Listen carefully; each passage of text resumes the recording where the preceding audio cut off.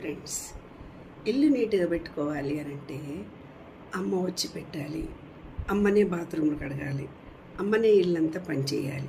మీకు మాత్రం చదువు ఎందుకు వస్తలేదు? మీకు ఎందుకు డబ్బులు రావటం లేదు? మీకెందుకు? మీ పని మీరు చేస్తూ ఇంట్లో ఉండే ప్రతి ఒక్కళ్ళ బాధ్యత.